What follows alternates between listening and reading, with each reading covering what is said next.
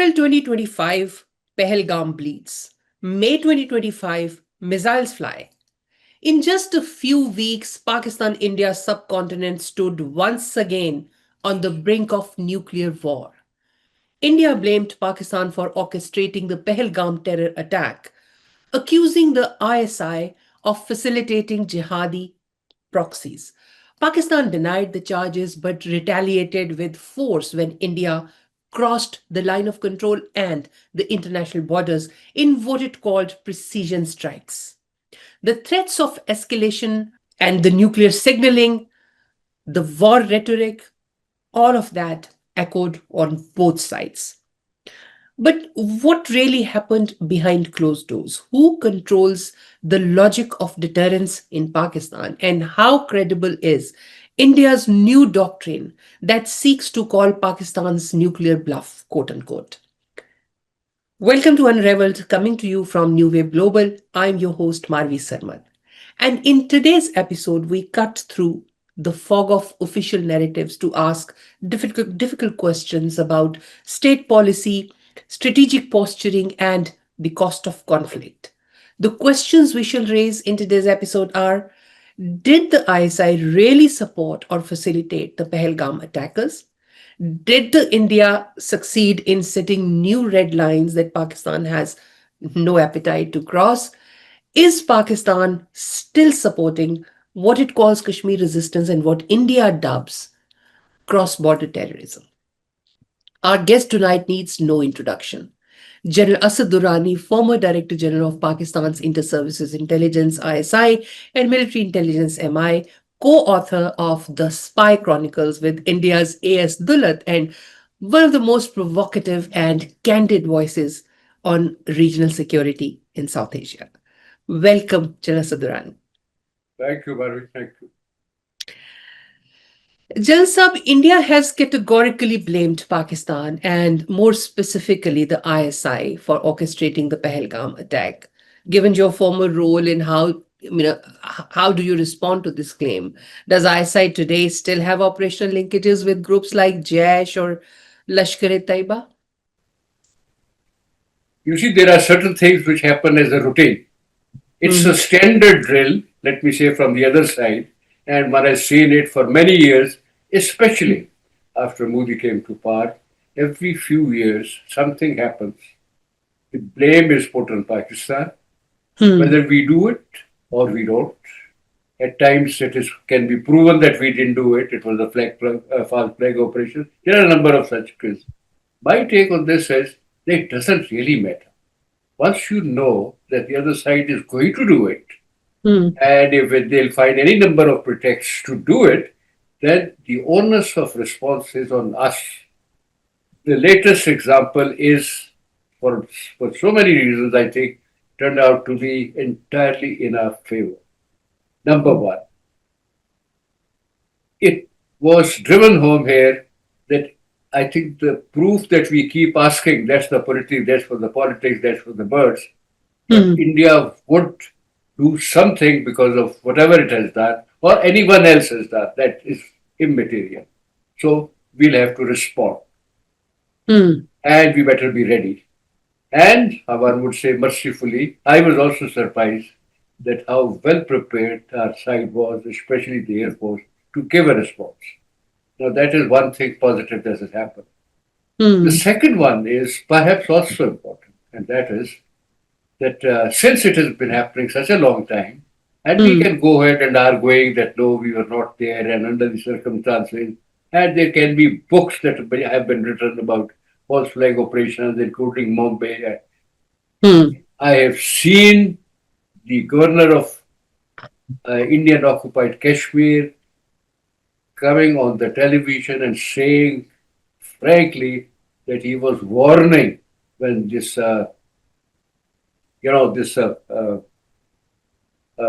Panama thing was happening. Pulwama.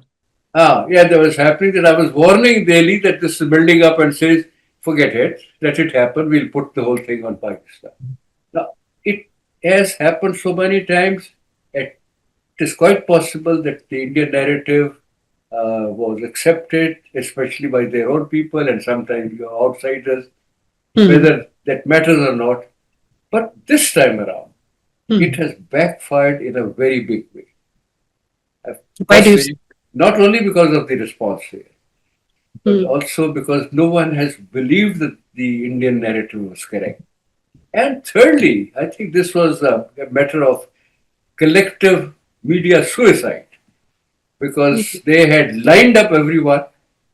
I have Hmm. never seen such unanimity on India before the attack as to how they this time they're going to go hell for leather for Pakistan, and so they did, including some very sensible people.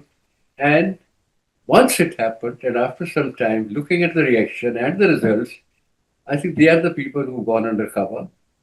The Hmm. scam, the this, or let me the swindle that they have so often played, as stands exposed.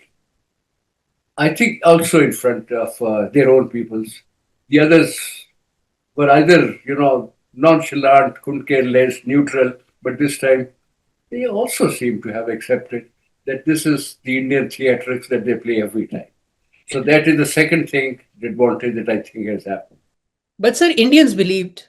So the Indians, in unanimity, they now believe, and they are 100% correct. Even your co-author K.S. Dullat Saab, I was watching one of his interviews in last couple of days, and he very categorically said it was 100% Pakistan's doing, and this attack happened because Pakistan did it. So, whatever the world thinks, the most Indians actually, in totality, they believe that it was done by Pakistan. It's quite possible that in public they cannot say that, but somewhere in Mhm. between, and people like me are not in the business of, only going by the statements. But there are events that happen, and after that, you look at the reaction and then you make your interpretation. So, even though publicly they might say whatever they, but there are other ways of judging that what is it that they believe. Now, this is my own assessment. I don't watch either our TV or their TV. Some clips come in. Mhm. Overall reaction that I have gathered, including of some of the very hardliners from the other side, Mhm. Subramaniam Swamy or some other, does Mhm. indicate that these people seem to be quite frustrated. Number one, because of the narrative that cooks up, and secondly, because of the performance, and thirdly, because of the type of cover they wanted to put up.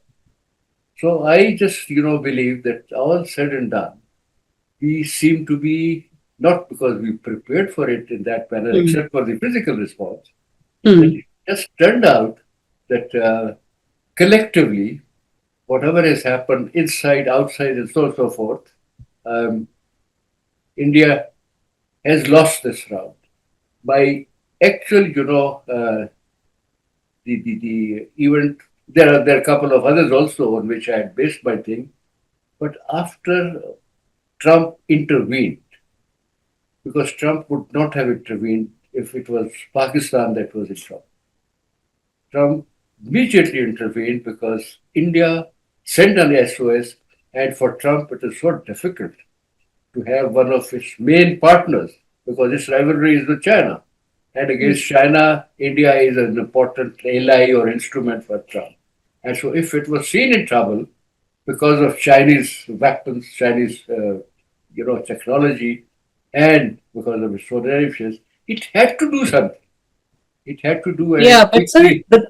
And if it was going in the favor of Indians, if I know anything about them, even if Trump were to say stop it, they would have continued for another couple of days because they would say, well, we are having a good one, we will stop, but let's teach Pakistan a little more lesson.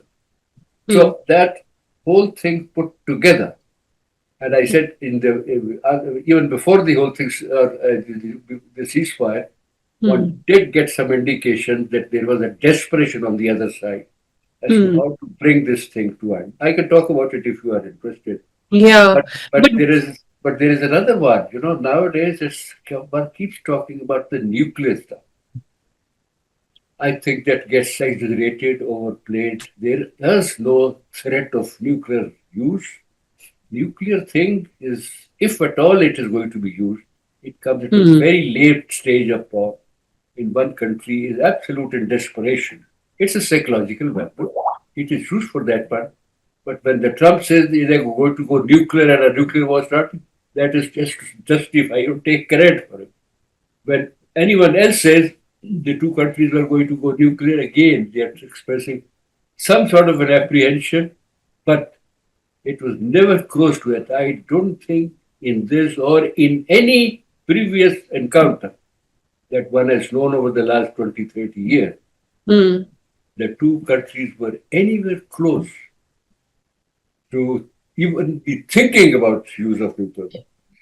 But Because Jalal Saab, the all this question still remains. Sorry, I'm cutting you. The question still remains: does ISI today have operational links with groups like Jaish and Lashkar? I would not know that. And if there is one, I Hmm. would not know that, but I would be very surprised because the intelligence agencies all over, they Hmm. keep their contact with even the devil. So they must be keeping it. And if they are not doing it, then I would say they're not doing their job. If the Indians were not doing certain things that we blame them in Balochistan and so on, again, I think we do it as a matter of form. Otherwise, it's their professional duty, if it is, it's up to them, to keep on fiddling with these things. Remember, we are enemies. Yeah. And all such resources. There's no country in the world that under the circumstances would not use its secret assets in support of the main theme. None. It could be called Blackwater, you could talk about Daesh, you could cut Mukti Bahani, the word. But these things happen, and so they would do it, we will blame them, or we will do it, they will blame us. That's not the point. But the point that you're asking is that are we keeping, if we were not keeping in contact, we are not doing that. That's the job of the intelligence. The job of the Yeah. job of the others is that if you think there is something at your disposal that can create problem for the other side, then you decide whether to use it or not. There is nothing wrong or good about it. This just happens to be a part of the bigger so-called asymmetric war that goes on. And tell me any one country that keeps away from them in a similar situation. I'll be very happy to hear. Yeah, but keeping contact is something else. But facilitating in or direct or indirect, sheltering, looking the other way when they are planning attack on your neighbor, that's something else. Do you think any of this is being done by I Pakistan? do not. I do not know. As I said that I do not know any information about that as to what has been done.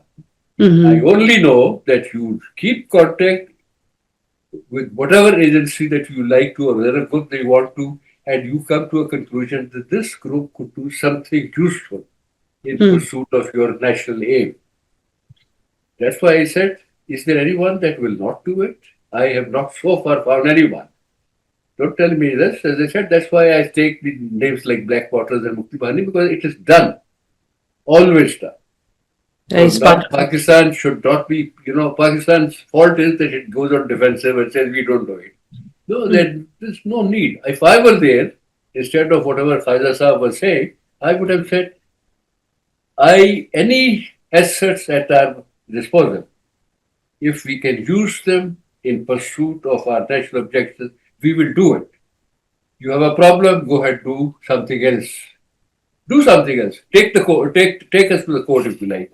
But But what this does it is entail? but this is the reality if you want the truth. But Hmm. of course the governments have their own reasons Yeah. not to come out with the truth. But the truth is it will be used.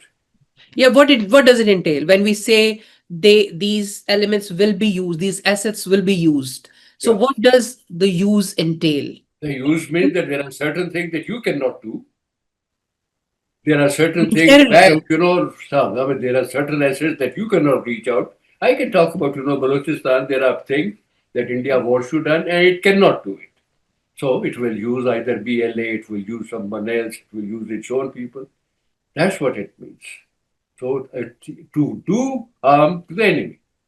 Hmm. And that's why I say it's not about the morality. And if it is about morality, then just remember one thing.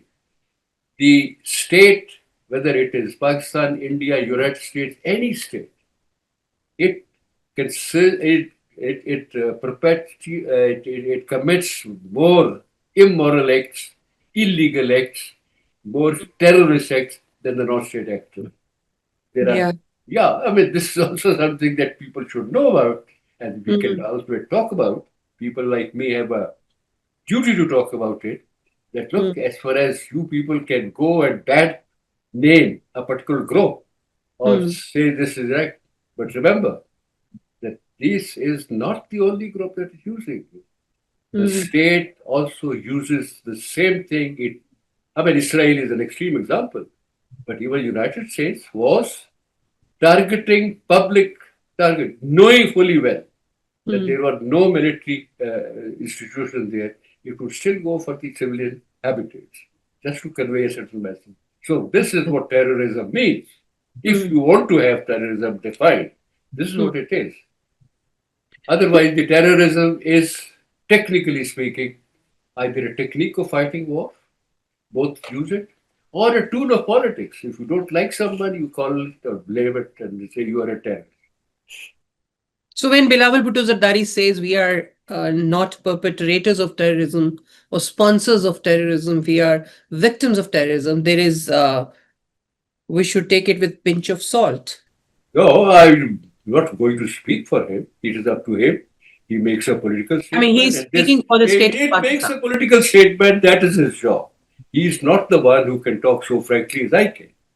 He is a functionary, so he will make a political statement. And this, we are a victim of terrorism, has gone back to 70 years. Who cares? We Mm, fight. We fight using all means. Some of these means you will may like to call terroristic. We call them legitimate. You call them terrorists, we'll call them freedom fighters. That is immaterial as far as the actual conduct is concerned. But Bilawal Bhutto, or whether it is the Foreign Office or whether it's the army spokesman, these people will make the statement that they are expected to do because mm, they don't want to, after that, be quoted in that manner. I have no problem. I will say those things as a person who may have once been part of it, but now it's fine that it is my bounden duty to tell people how uh, the state economizes on certain truths because of its compulsion, or because of its weaknesses, or because and we of will its lacks of take courage. advantage. Yeah. Yes, and we will try to take as much advantage as we can take of your presence, sir. This coming back to the Pahalgam attack. So this particular attack is intriguing in the sense that the MO. This is not the usual MO of the Kashmiri militants or resistance fighters. They do not. They have not held attacks against the civilians. It has always been about the Kashmiri resistance. It has very little to do with the religious, element to it. But this MO was very, very intriguing and it was different. What do you make of it? Oh, it's a false flag operation. There has never been any doubt about that. In fact, Oh, all of them. Oh, yes, of course. even you One think about. can, and that is why I said if there is someone who wants to contest this case in a court, I'll be happily go and say, these are my reasons. I may not be able to produce, no smoking gun, but logically I would say, this is how I believe it has happened. My assessment, I have a right to make it. And that has been happening starting 95, 96, which no, before that also a few things happened. 95, 96, there was a very big episode of Al Farhan. And it Hmm, was my duty to have a look at it, even though I was out of the army. It was proven to be love. Even, there is a book written, The Meadows, and it was a British author and his wife who together put the whole thing together. And that also came out with the same result that this was done by the Indian establishment. But hmm, that, as I said, that this is a person like me, I can, for the sake of argument, I can talk about it. Practically, it makes no difference. If they do it, and after 5 years I can prove that it was wrong, doesn't really matter because they have, already cashed it. Mm, Al-Faran, after Al-Faran, the freedom movement of Kashmir, what we mm, called it, was in the West described unanimously as a terrorist movement. So Indians achieved their way. mm, It doesn't matter whether that book is written by Levi Scott, husband and wife team, or I say anything, but that damage has been done. And that is why it is resorted to almost every time that one finds it convenient, what that it will help them. I keep talking also about a particular German investigator. He writes thick books, not only about Bombay uh, 2611, but also 9/11. I mean, they're voluminous books with evidence and so on. And he comes and proves and says all of them are false flag. He can say that, people can applaud, you can quote them, but what the hell does it matter? The things have happened. People who made it happen have cashed it. Afghanistan has been attacked. That group has been, or some people have been hanged. Pakistan has been, sullied or has been criticized. The movements have been branded as terrorists. So those results have been achieved. But that does not mean that people like me would also start saying, yes, yes, it was done by so and so and so and so. We'll say whatever is our assessment, and that's it. There's nothing beyond that I'm aiming at. I'm just trying to convey as much as possible that these things happen, but they do not matter. yeah. So your point taken. Jalsab, India initially said that there's a little known group, the Resistance Front, TRF.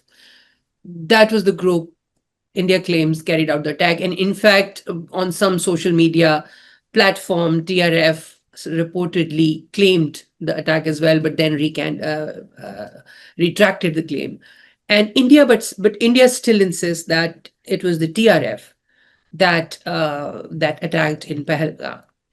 Do we know, considering your experience as the head of Pakistan's intelligence agencies, former head of Pakistan's intelligence agencies, premier intelligence agencies, especially. What do you think TRF is? Is TRF is a genuine offshoot of LET? Is it still linked through LET or JEM? In your assessment, what it is? I haven't got the faintest idea. I have never heard the name. Like at that time, I was told Al Farhan group, Hmm. 95, 96. I said, I haven't heard about it. I used to deal with that. Who are these people? So these groups can be either created or they can come up, whether they are affiliated with some or not. But as a rule of thumb, whenever such things happen, a new group is called, is blamed, and a group like that, my first reaction is there is something fishy. If there is a group that is well known, like the Daesh, and it carries out certain attacks, Hmm. I'm prepared to say, well, they could do it because they have the experience, they have the organization. But if someone says that, well, this TRF or whatever that group is, that new one has never heard about it, and this was so good. Al Qaeda happened to be so good. Now, just watch by process of things. I had never heard that name Al Qaeda before 9/11. Yeah.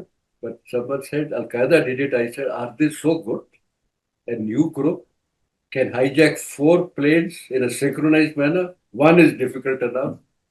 The planes can be flown by pilots who were trained on simulators, 150 kilometers out of, and go and hit a pinpoint target without any direction from any air controller.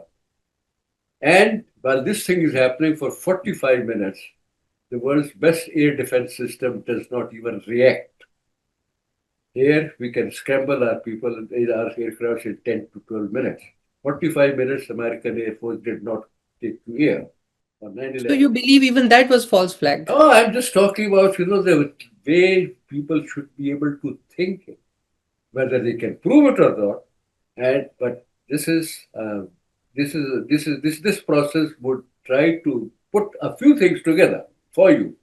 Whether you ultimately come to the conclusion or not, there was a time when I said, the process in which there are so many people involved cannot be a false flag operation because the false flag operation would be revealed after some time. Only a few people should go. Now I came to the conclusion it doesn't really matter.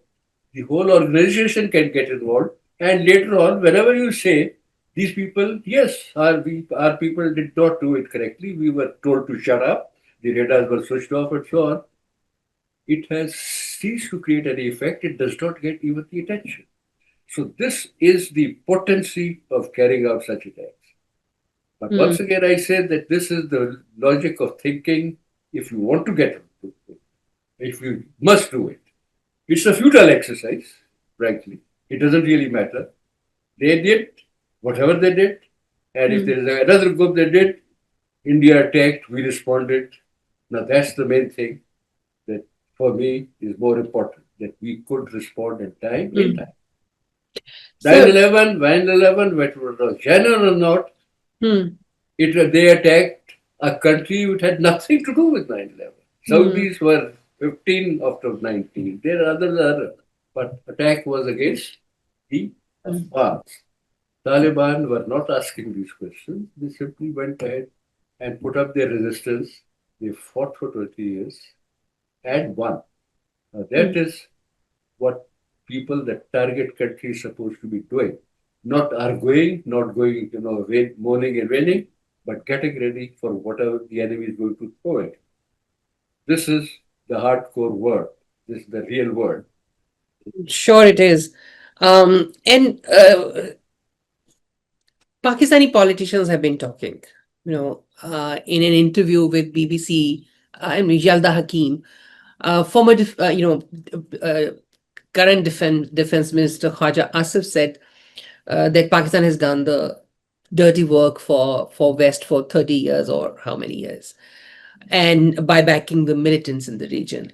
And then I suppose Bilawal Bhutto Zardari was it, who echoed almost the similar ideas in better words, maybe.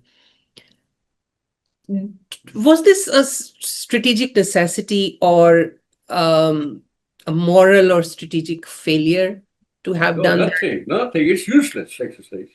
They can give their opinion. They have the right. I don't have to comment on that. I believe that I have my opinion and I will give it whenever someone asks me. As far as they're concerned, but they they can go and shoot with their mouth. They can shoot with their mouth whenever they want to. And not everyone thinks twice before saying those things. Or maybe there are some people who are so careful that they would not even talk about whatever is the fact. But I don't comment on what people have to say. You see, I'm here to answer questions as far as I am concerned. So I'm asking you, sir, did Pakistan do the dirty work for anyone?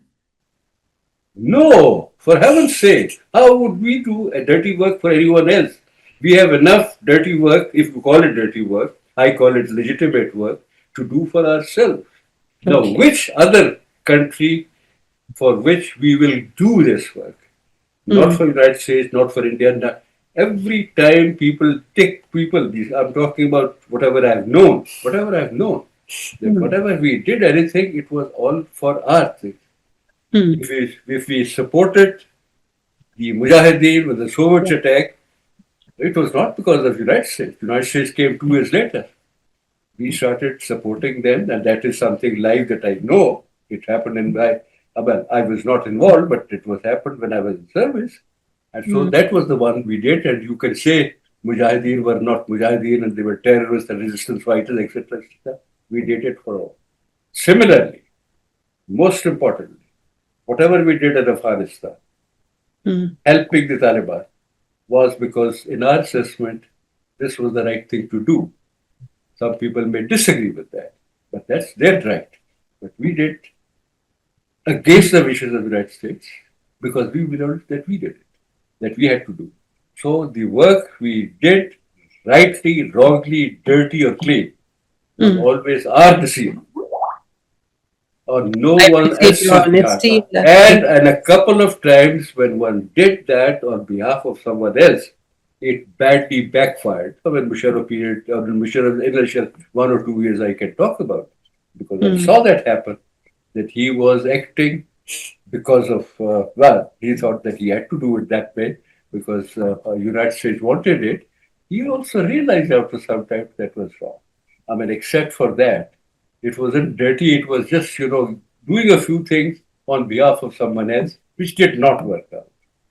Hmm. Another thing that backfired badly in Musharraf's world when we sent, and Americans had nothing to do with it. He sent the army to South Waziristan in 2003, which was Hmm. a disastrous action. We're paying for it till today. But this is again something the decision that he took was on his own behalf or on behalf of his government, but not because the Americans wanted us to do it. Hmm. So the short answer has to be Hmm. no, except for once or twice, in these couple of years. Whatever we used to do was a considered action taken because we thought it would be helpful in our, scheme of things.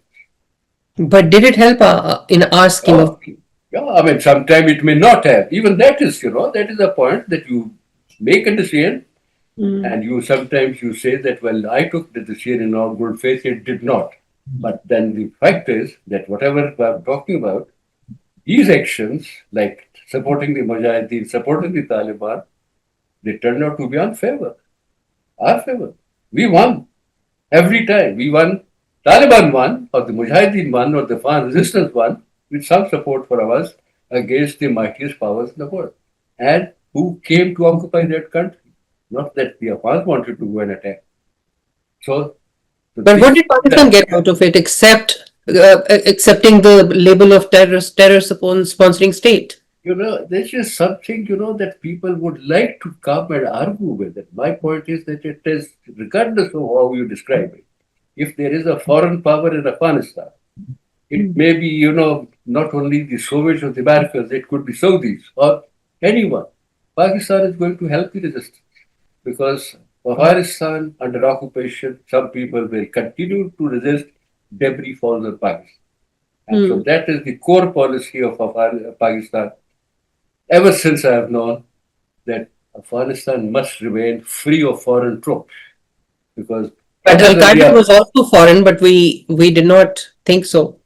oh sorry, Al Qaeda was also foreign to Afghanistan, but but we it's not allowed them. occupying. It's not occupying. And Al Qaeda, if Al Qaeda is there, then fighting against Al Qaeda is also one of the duties that we have. If Al Qaeda is going to, if Al Qaeda was going to be acting against the interests of Afghanistan, Afghans would take care, and if need be, Pakistan can also come. But Al Qaeda, whatever I remember, Al Qaeda's action of 9/11 was not known even to the Taliban. So this is how it happened at that time. So Taliban were upset, not that they could do anything about it. Pakistan had no role in this, but if Pakistan knew about it, considering that the Pakistan would have known by some miracle that Al Qaeda was going to do it, then the onus of acting would be here. But no one knew. Who knew about it? Even the Americans did not know. So it say that Pakistan helped Al Qaeda. There's no empirical evidence at all for that, But unless Osama bin Laden remained in Pakistan and was killed on our but soil. he was in coverage. He was not in the knowledge of Pakistan. And even if it was, look here. These games are not so clean that the moment you find out that Osama bin Laden is there, you pack him up and say, "Come on, take it away." There are also political implications people have to do. You have to find out if Osama bin Laden is on a run because of his life or because of something else. So at some stage, whenever people found out that he was here, now my own assessment was, and it is written in a couple of books also, including uh, including a novel that I wrote, Okay. including an interview that I gave on the 2nd or the 3rd of May, my interview Hmm. to BBC Hot Talk. Within 48 hours of this happening, 9/11, was that I think Pakistan knew about the raid. And I think the Pakistanis helped United States carry out that raid. It proved to correct. I can prove it anywhere. I can prove it by many other means that it was not the American act only. It was carried out with the help of Pakistan Army. Okay, so Pakistan got to clean chit from FATF, so to speak. We were taken out of grey list. But uh, on ground, there is still presence of the operatives of Lashkar-e-Taiba and Jaish-e-Mohammed in Pakistan. Masood Azhar keeps delivering khutbas, and they're quite openly posting on social media. They have dozens of pages on Facebook, and they keep posting videos and all that kind of stuff, which suggests that they are both these organizations have different fronts, and they have different offshoots, and they are still operating in Pakistan. We are still using them, which means I don't know anything about it. I do not know who all these sponsor, how these fake videos get made, who gets them made. But the fact is that they get made. If it is being, if some news is being made on behalf of the ISPR, and if it is not well done, then the fault is on the ISPR.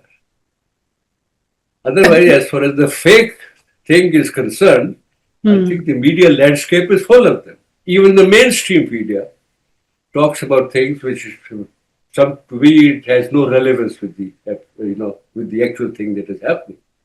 But the media, especially where you can put anonymous posts, is not for me.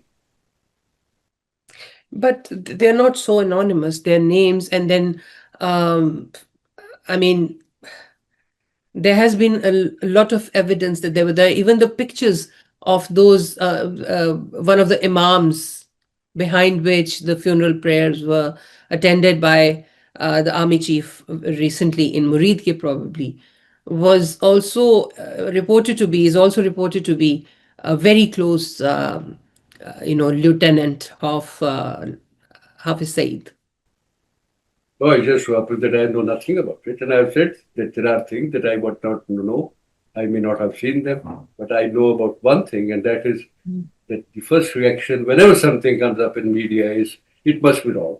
Because nowadays the thing has gone to the extent yet that you and I can be made to say something on social media which we've never said. So that's the type of technology, and that is the new threat. Common threat as far as the truth is concerned.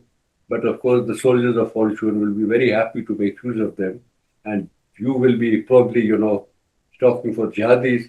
I will be doing something else as to if it is to be believed that all that they can do. There are two, used to be called tweets and whatever it is called X, sent from a fake account on my behalf, my picture and so on and so forth. I never opened it. I wanted to, but they are sent there. After some time, I said, forget about it. I am not going to go and chase that. Anyone who will ask me, I'll tell them this is fake. I never said that. But otherwise, I won't even bother.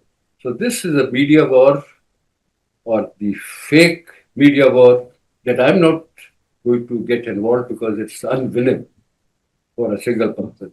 If there are organizations like this who can start a jihad against or crusade against that, please go ahead. But I do not have to either take them as credible or defend their credibility or even comment upon them. I have my own way of assessing things, and I just remain by that. Yeah, no, I'm not holding you responsible. I'm just trying to understand and taking advantage of your vast knowledge, because you being there at the helm once upon a time. So you might have greater insight. You will have greater insights than many of us. So that's why I'm asking you these questions, not because I consider you responsible for any of this. I mean, as you said, that this is information war in the new world, that it digital, anyone can say or do anything. But we allow, Pakistan allows selective, there is a selective, acceptance of certain narrative in this information war as well. Pakistan's army chief is quite upset with, has been for a long time, quite upset with the social media, and anything that is said against Pakistan military or for to support Imran Khan is dealt with quite strongly. But on the other hand, even if these groups, these operatives are, someone else, and these are fake accounts or whatever, but the fact that they exist there and they are allowed to exist there, doesn't this say something? It's It never works. It never works. People do it, whether it is in India, in United States, in many other countries, in Turkey, in Saudi Arabia, of course, and why they do it. They do it all the time. It has never worked as far as I know. Temporarily, it may create certain problems. People will ask questions, the answer will be played. But ultimately, it does not. So, if they want to waste their time in these things, it's up to them. I don't have to even think about it. You have written about managing perceptions in intelligence. So, do you think Pakistan has maybe lost the narrative? Maybe a strong word, but something to that effect on Kashmir in the global arena. And India has successfully painted all Kashmiri resistance as terrorism and painted us as the terrorist state. Yeah, true. Well, as far as management of perception is concerned, we have been quite weak on this. The war of narratives, I used to say 20 years ago, we are not likely to win, because for that you need patience, you need very good people to keep working on it, planting ideas. That we don't. And so on that front, we may not succeed, because we have never actually managed these things very well. What happens accidentally, it comes not because we've done something, it is it's a mistake made by the other side, and then by default, whatever we say, it might become a little more credible. Because as far as Kashmir is concerned, for example, no, but people will have their own, and India will do, and India has done a very good job. For me, it's immaterial, because as far as the actual thing is concerned, it's not going to be taken care of by perception. It will be by what we can do, but what policy we evolve. But otherwise, as far as the actual thing is concerned, for that there are other sources which are more credible than Pakistan. International Council of Jurists, 96. I think whatever they comparative that they produce on Kashmir is the best that I've seen anywhere. Better than us, better than the Indians, because they did it neutrally, they did it thorough research, and they did it from that point of view, from, let's say, from the legal point of view and the moral point of view. So those are those arguments that can be presented if the battle is going to go to the court. But since they do not, it is on the media, it doesn't really matter if I quote them or not quote them. People will believe whatever they want to. But then again, if some people think that these wars are important, and I think there is something about the wars of narrative, they're important for people. And that is one thing it's a very big deficiency that we have always had, not only now, but also earlier on. Not only because nowadays it's personality oriented or regime oriented, otherwise too. We weren't very good at it. So, in coming back to the strikes, the Indian attack on Pakistan, I would say, because they crossed international borders, and that was an attack by all means. The 7 locations, Pakistan claims it's 7 locations, India claims 9 locations on the initial day, probably 7th of May, when they attacked. What you must have read about those locations because it was reported in newspapers, quite widely reported. What do you make of these locations? Why do these locations have any connection with these groups? How do you think India might have chosen these locations? I don't know. I have not You must seen have those. thought about something. I have not seen those locations, and I don't think that's important for me. The important thing was that first day this thing encounter took place. I had my own reasons to believe that our Mhm. response was effective, and my main reason came from a statement made by the Indian High Commissioner in London, and that is one. And secondly, when as the battle went on, I had my own reasons to make an assessment as to some aircrafts were shot. Whether they were five, six, or seven, that again was not so important for me. The fact is that if an exchange takes place, how did we fare? What is it that went in our favor? And so one day I decided that besides the skill of the pilots, it was the technological cover provided partly by China, partly developed by us, that Hmm. made all the difference. And that means that once it happened, after that, the other side found out that on this front they had no chance. So one resorted to missiles and drones and so on and so forth for a couple of days. That was absolutely understandable that their aircraft would now not be coming or not be taking off, at least not coming over on our side, or even, get into a threatening posture because they were so vulnerable. Now, all these things, when one put together, I came to my conclusion. Jalsa, Pakistan's, India's Prime Minister Narendra Modi has has been talking about deterrence. He calls it doctrine, his new doctrine of deterrence. And he claims that these strikes on 7th of May were his way of establishing deterrence against terrorism, deterring Pakistan to do to sponsor acts of terrorism on Indian soil. Do you think India has been able to establish that so-called deterrence? Deterrence means many things to many people. Mm-hmm.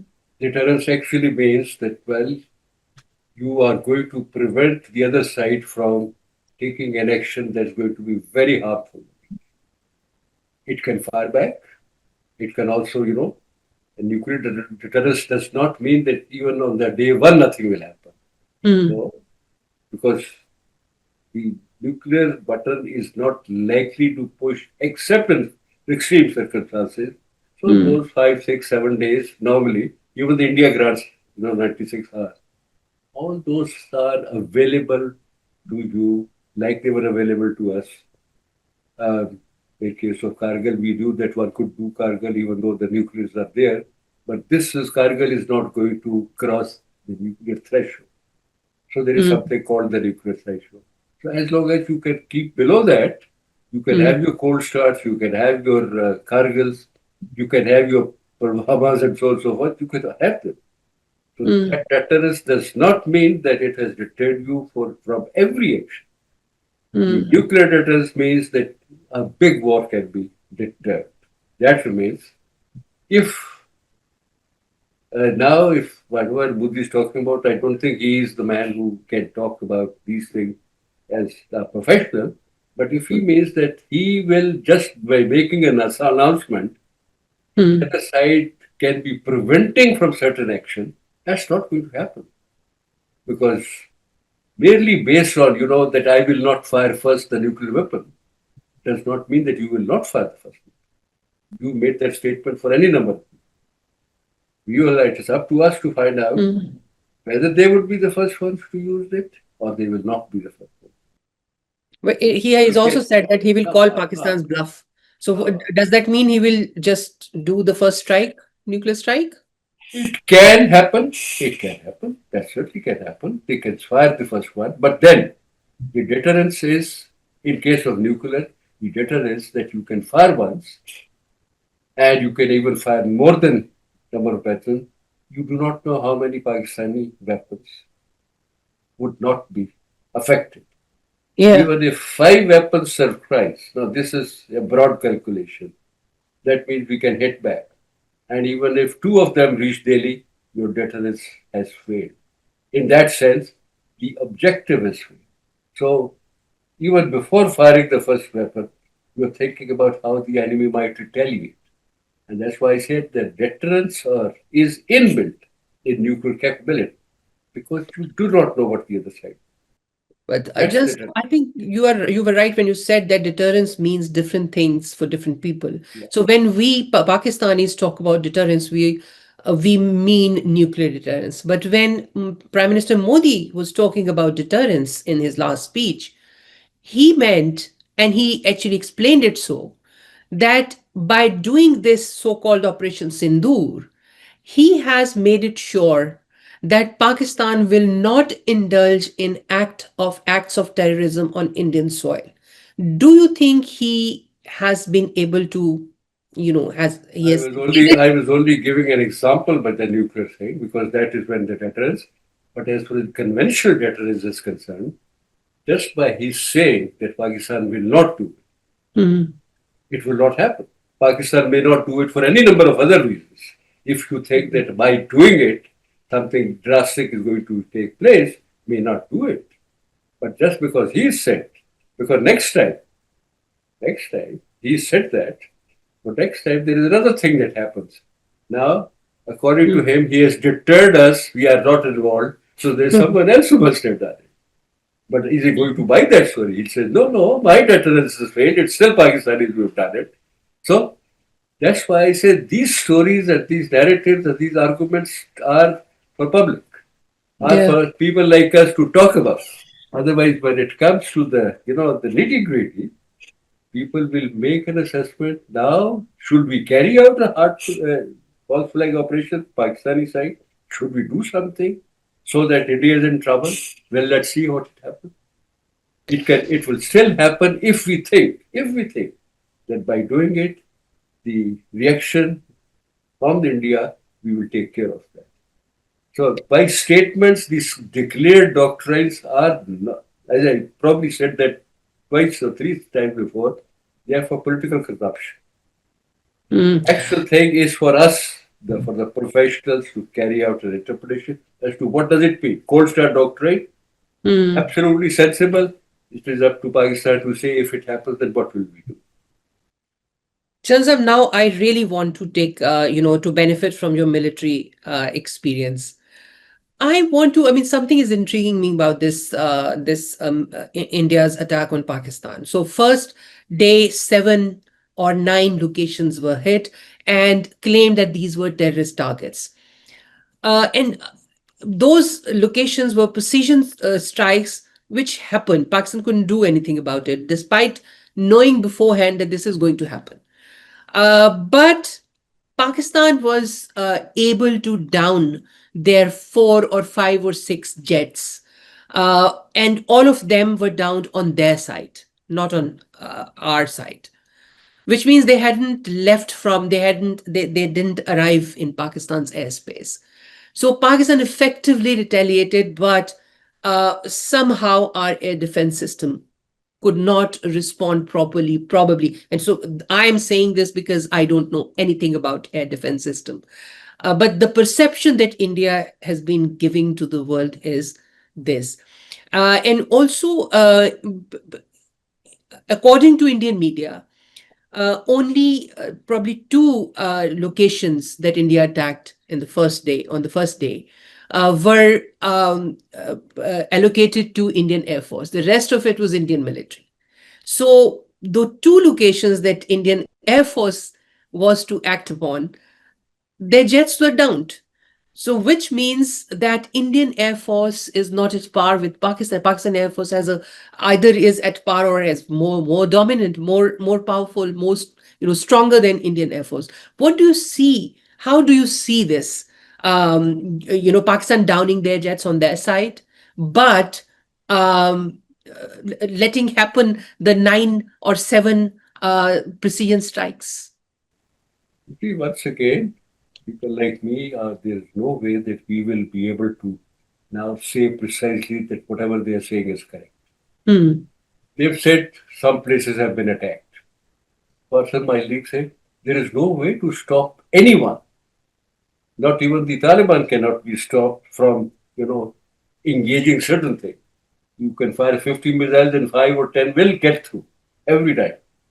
So there is some such thing as 100% watertight defense does not happen.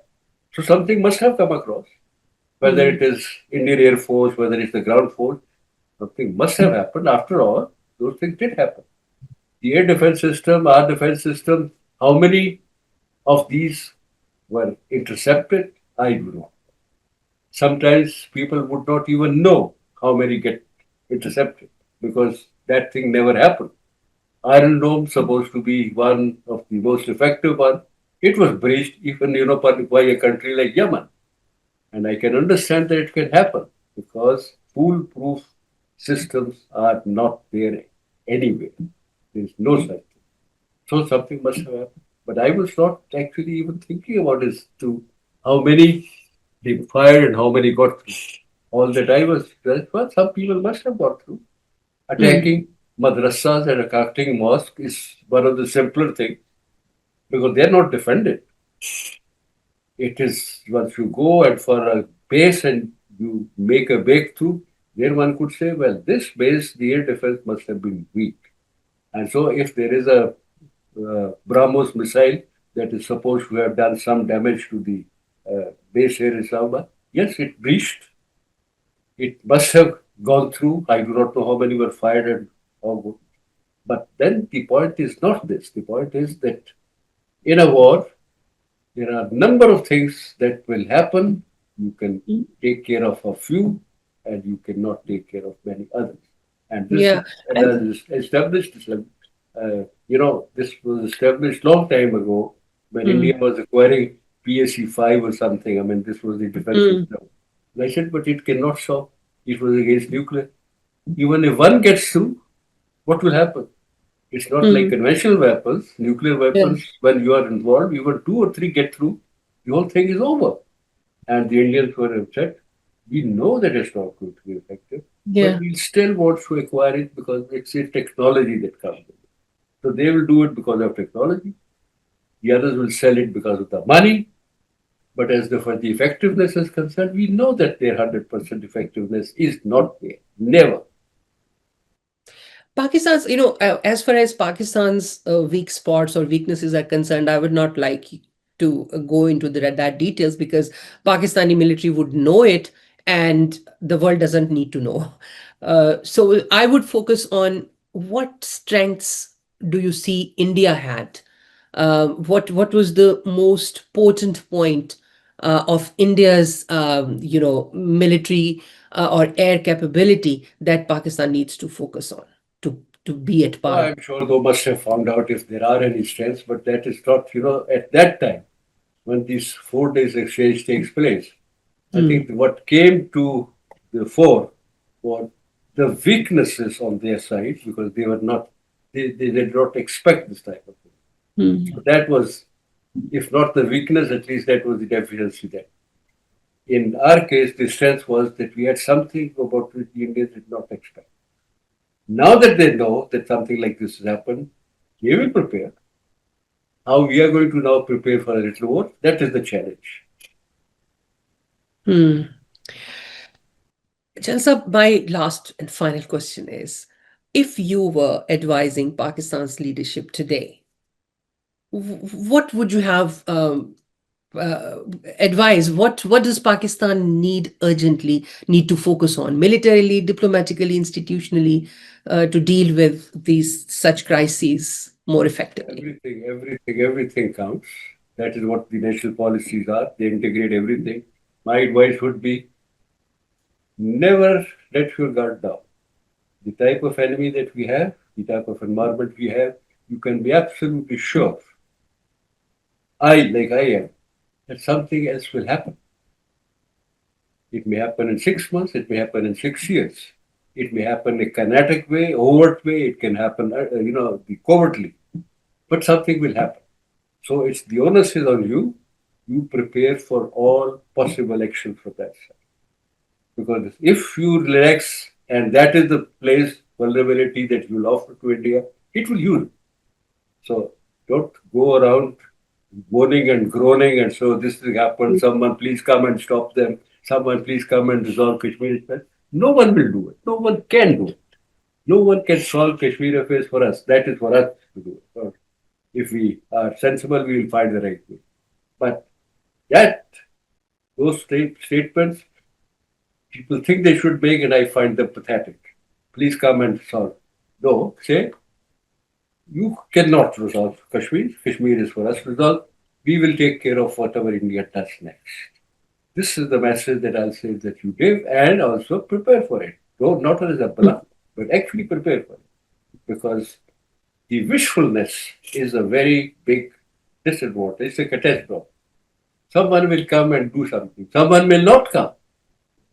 The onus of taking care of whatever happens from now onward, it was always on us, but now on is on us. Chinese will provide whatever help they can. They can, as they said, they can walk with us, but they cannot walk for us. And so that is again something that we have to do. And for that, of course, as I said, there are so many other elements also to be taken care of. But as far as the military is concerned, as a military advisor, I would say, tie up all knots. All losers have to be tied up because you never know which one will be. And if you are that good, now this is something provocative, but I'll say, if you think that there is the enemy is the adversary is going to be still hell bent on doing something, get prepared for a preemptive action. Go ahead and strike them first.